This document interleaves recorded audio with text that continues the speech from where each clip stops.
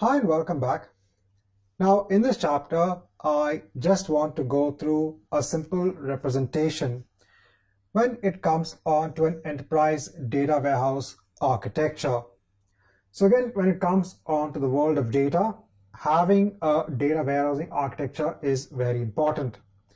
In fact, if you go for the DP203 exam, which is based on the Azure Data Engineer, you learn a lot about each aspect when it comes to the data warehouse architecture. So what goes into building an enterprise data warehouse architecture?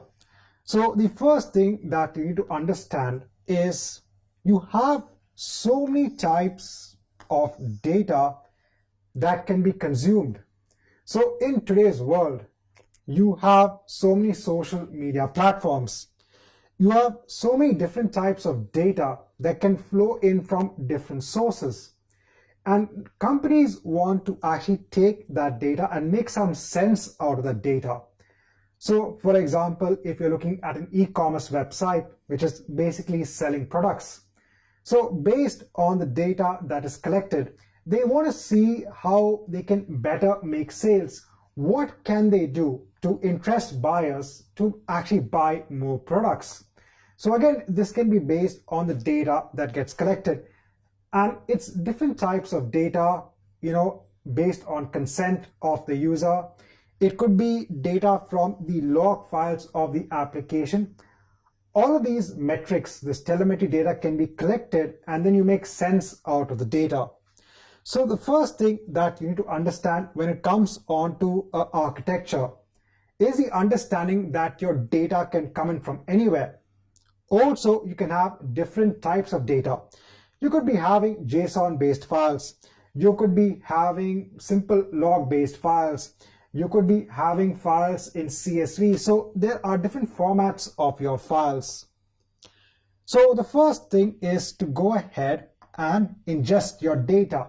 Take your data. There are different services that you can use in Azure. So you can use Azure Data Factory to consume or take the service. Or you can use Azure Synapse pipelines as well to take your data. There are other services that can also take your data in real time. For example, you have Azure Stream Analytics that can consume your data in real time. But here, if you want to take your data and ingest it, you can actually make use of Azure Data Factory or the pipelines in Azure Synapse.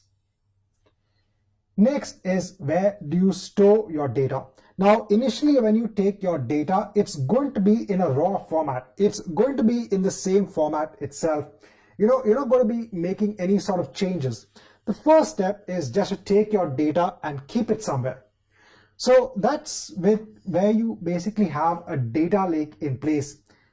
Data lake should be able to store lots of data in different formats. So you can actually make use of Azure Data Lake Gen 2 storage accounts.